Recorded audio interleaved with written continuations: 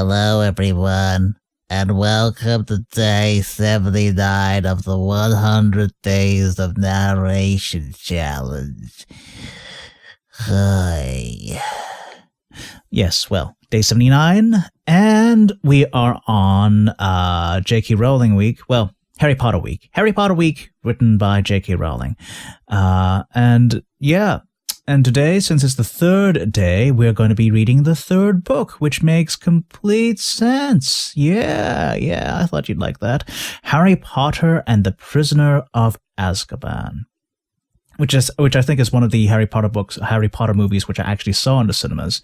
Although I don't really remember properly or not if it was. Pretty sure it was, though. Pretty sure it was. There was like a prisoner or something, right? Yeah, that was that guy. So, I'll just read a blurb in case you don't know what Harry Potter's about. Maybe you don't. I mean, that's actually completely possible. I mean, I don't know anything about the Perry Jackson books and the Golden Fleece, I think, or what have you. You know, that series of books I don't know about, or Aragon? No, isn't that a character from Lord of the Rings?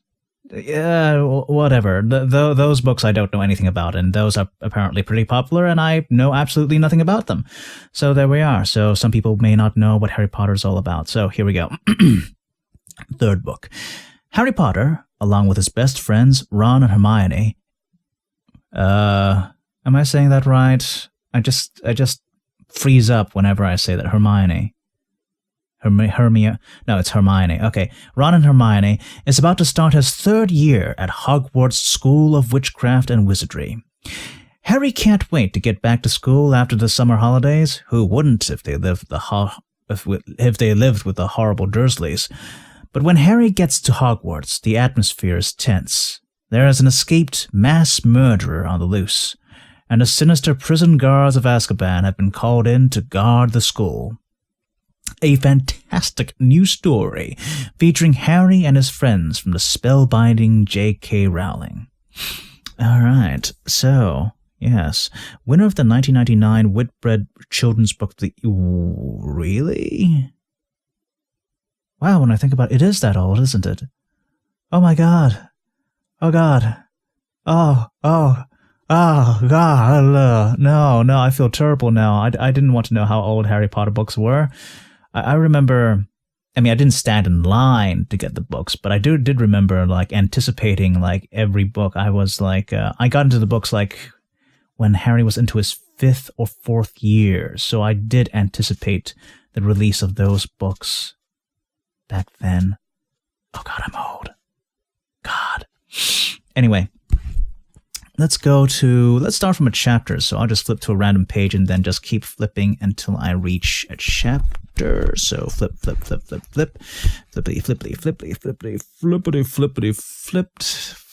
flipped. Here we go. Chapter 9, always chapter 9.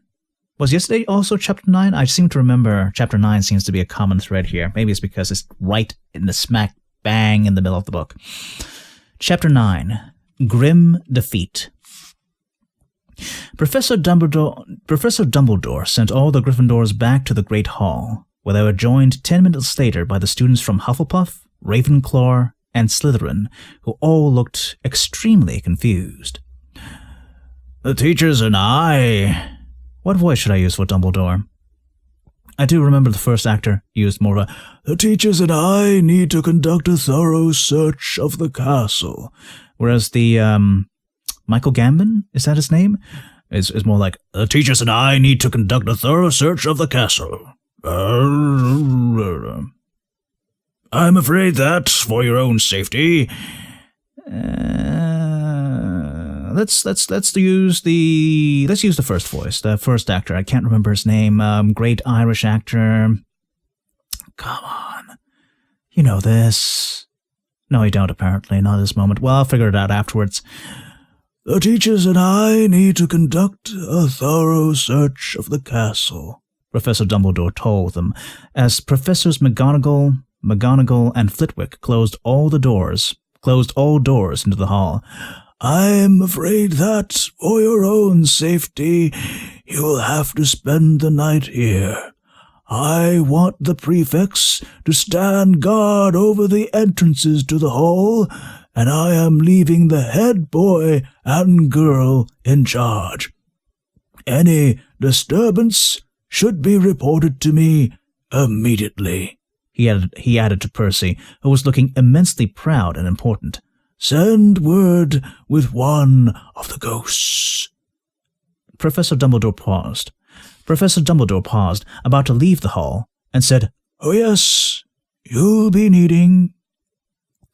One casual wave of his wand, and the long tables flew to the edges of the hall and stood themselves against the walls. Another wave, and the floor was covered with hundreds of squashy purple sleeping bags. Squashy purple sleeping bags. Squashy purple sleeping bags. That's fun to say. No, you say it. Squashy purple sleeping bags. Squashy purple sleeping bags. Squashy purple sleeping bags. Kind of a tongue twister as well. "Sleep well," said Professor Dumbledore, closing the door behind him. The hall immediately began to buzz excitedly. The Gryffindors were telling the rest of the school what had just happened. Everyone into their sleeping bags, shouted Percy. "Come on now, no more talking. Lights out in 10 minutes. "Come on," Ron said to Harry and Hermione. They seized 3 sleeping bags and dragged them into a corner. "Do you think Black's still in the castle?" Hermione whispered anxiously. "Dumbledore obviously thinks he might be," said Ron. "Oh, sorry, it's Ron, not Harry." "Dumbledore obviously thinks he might be," said Ron. "I'm giving him a slightly dumb voice. This is a very silly voice I'm doing here. It's not very good. Whatever." "It's very lucky he picked tonight, said Hermione, as they climbed fully dressed into their sleeping bags and propped themselves on their elbows to talk. "The one night we weren't in the tower." "I reckon he's lost track of time being on the run," said Ron. "Didn't realize it was Halloween. Otherwise he'd have come bursting in here." Hermione shuddered. All around them, people were asking each other the same question. How did he get in? "Maybe he knows how to apparate," said a Ravenclaw a few feet away. "Just appear out of thin air, "Disguise himself, probably," said a Hufflepuff fifth year. "He could have flown in," suggested Dean Thomas. "Honestly, am I the only person who's ever bothered to read Hogwarts history?" said Hermione crossly to Harry and Ron. "Probably," said Ron. "Why?" Because the castle's protected by more than walls, said Hermione. "There are all sorts of enchantments on it to stop people entering by stealth. You can't just apparate in here. And I'd like to see the disguise that could fool those Dementors. They're guarding every single entrance to the grounds. They'd have seen him fly in too. And Filch knows all the secret passages. They'll have them covered." "The lights are going out now," Percy shouted. "I want everyone in their sleeping bags and no more talking." The candles all went out at once. The only light now came from the silvery ghosts, who were drifting about talking seriously to the prefects, and the enchanted ceiling which, like the sky outside, was scattered with stars. What with that and the whispering that still filled the hall, Harry felt as though he was sleeping out of doors in a light wind. Let's start at one again. What with that and the whispering that still filled the hall, Harry felt as though he was sleeping out of doors in a light wind. Once every hour, a teacher would reappear in the hall to check that everything was quiet. Around 3 a.m, when many students had finally fallen asleep, Professor Dumbledore came in. Harry watched him looking around for Percy, who had been prowling between the sleeping bags, telling people off for talking. Percy was only a short way away from Harry, Ron, and Hermione, who quickly pretended to be asleep as Dumbledore's footsteps drew nearer. "Any sign of him, Professor?" said Percy in a whisper.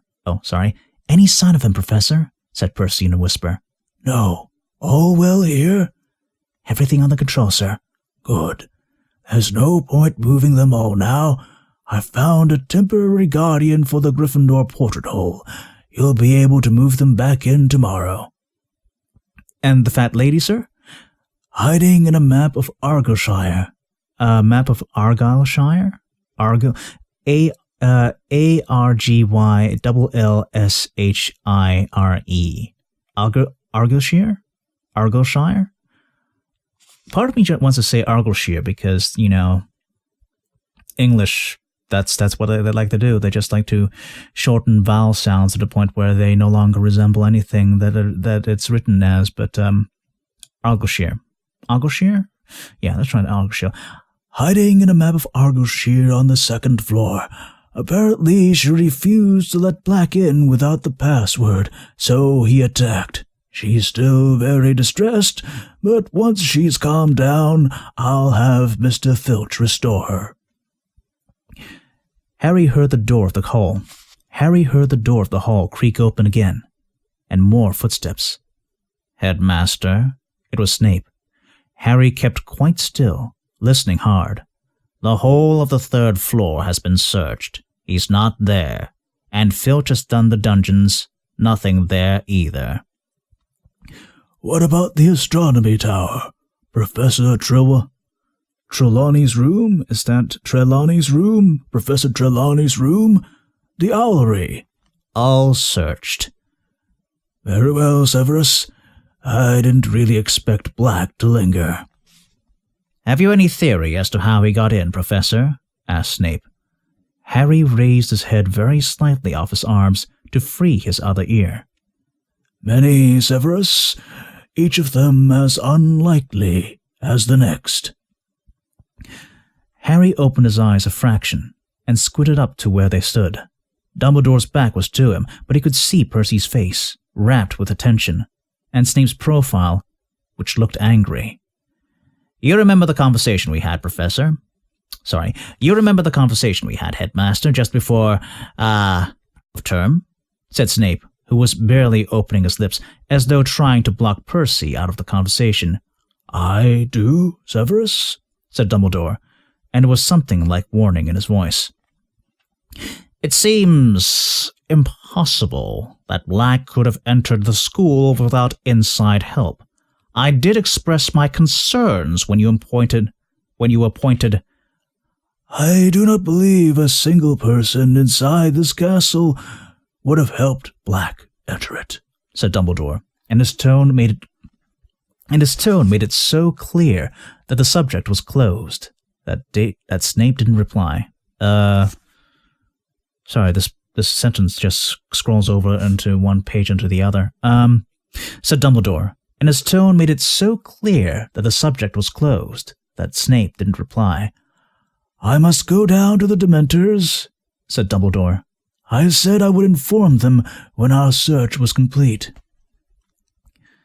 Didn't they want to help, sir? Said Percy. Oh, yes, said Dumbledore coldly. But I'm afraid no Dementor will cross the threshold of this castle while I am headmaster. Percy looked slightly abashed. Dumbledore left the hall, walking quickly and quietly. Snape stood for a moment, watching the headmaster with an expression of deep resentment on his face. Then he, too, left. Harry glanced sideways at Ron and Hermione. Both of them had their eyes open, too, reflecting the starry sky. What was that all about? Ron mouthed. Oh, that's a naughty word that's hard to say. Mouthed. The school talked of nothing but Sirius Black for the next few days. The school talked of nothing but Sirius Black for the next few days. Pardon me. The theories about how he had entered the castle became wilder and wilder. Hannah Abbott from Hufflepuff spent much of their next Hannah Abbott from Hufflepuff spent much of their next herbology class telling anyone who'd listen that Black could turn into a flowering shrub. That's okay. The fat lady's ripped canvas had been taken off the wall and replaced with a portrait of Sir Cadogan. Cadogan? C-A-D-O-G-A-N. Cadogan. I think Cadogan. Yeah. The fat lady's ripped canvas had been taken off the wall and replaced with a portrait of Sir Cadogan.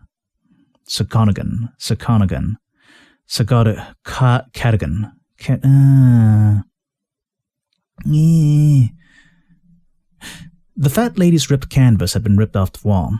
Let's try that again. The fat lady's ripped canvas had been taken off the wall and replaced with a portrait of Sir Cadogan. Cadogan.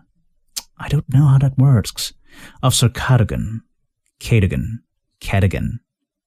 and his fat grey pony. Nobody was very happy about this. Sir Cadogan spent half of his time challenging people to duels, and the rest thinking up ridiculously complicated passwords which he changed at least twice a day. "He's barking mad," said Seamus Finnegan angrily to Percy. "Can't we get anyone else?" None of the other pictures wanted the job," said Percy, frightened of what happened to the fat lady. Sir Cadogan was the only one brave enough to volunteer. Sir Cadogan, however, was the least of Harry's worries. He was now being closely watched. Teachers found excuses to walk along corridors with him, and Percy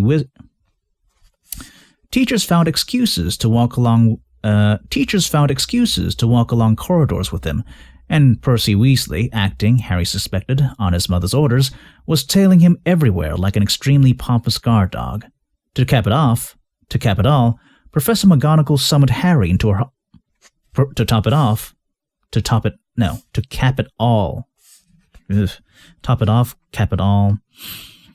all... Professor McGonagall summoned Harry into her... Professor McGonagall summoned Harry into her office. With such a somber expression on her face, Harry thought someone must have died. Let's try that again. To cap it all, Professor McGonagall summoned Harry into her office. With such a somber expression on her face, Harry thought someone must have died. "There's no point hiding it from you any longer, Potter," she said in a very serious voice. "I know this will come as a shock to you, but Sirius Black..." And then turned the page. "I know he's after me," said Harry wearily. Warily. Yeah, those two words do sound the same. Warily and wearily. You don't know which one I'm saying, do you? I'm trying to say warily. In the book, it's Wearily. But that also, just realized, has the same pronunciation as warily, as in Warily. So warily without the E. You don't know which one I'm saying. Maybe if I said tiredly. "I know he's after me," said Harry tiredly. Actually, it's warily, but I'm going to say tiredly. "I heard Ron's dad telling his mum. I heard Ron's dad telling his mum. Mr. Weasley works for the Ministry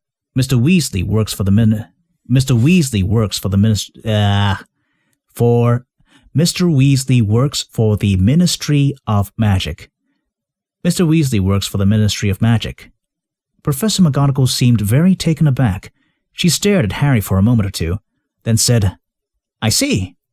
Well, in that case, Potter, you'll understand why I don't think it's a good idea for you to be practicing Quidditch in the evenings. Out on the pitch with only your team members, it's very exposed, Potter." "We've got our first match on Saturday. We've got our first match on Saturday," said Harry, outraged. "I've got to train, Professor." Professor McGonagall considered him intently.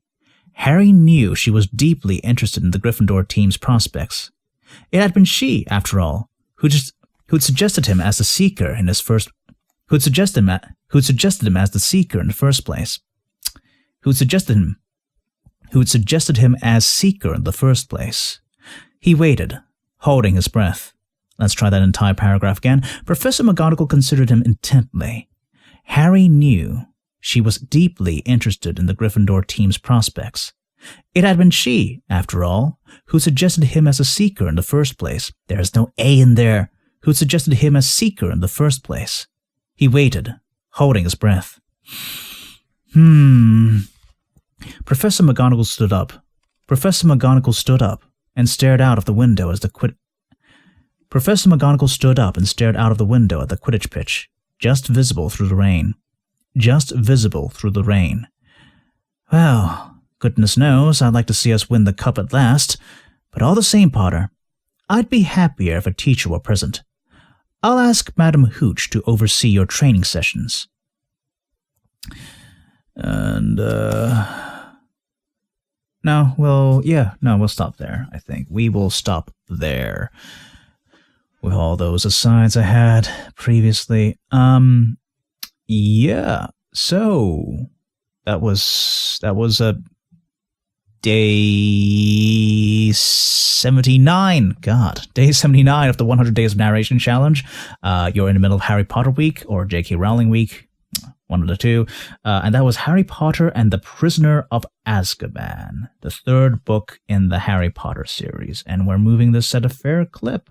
Tomorrow will be, not day 4, sorry, I'm not good at counting. Day 80. Jeez. Day 80. And we'll be reading the fourth book then, which would be The Goblet of Fire. Yeah, it's really no surprises this week at all. I mean, you know all the books that I'm going to read, finally culminating in Deathly Hallows. Okay. So, hope you enjoyed today. Hope you come back for tomorrow. See you then. Hey, you seem like a cool, wonderful, and or awesome individual with impeccable taste in voice actors. So why not follow me on Facebook or Twitter? You can keep up with the latest projects I'm in, or that my friends are in, or that you could be in, because I occasionally post links to open editions to various projects that require voice acting out there, or that nobody's in, but they're interesting projects nonetheless that you may also find interesting. Also, lots of random thoughts about whatever's on my mind at that particular moment. Usually it's about food or video games, or foodie video games. Anyway, you can follow me on Facebook at OmadonVA or Twitter at Omadon. Hope to see you there.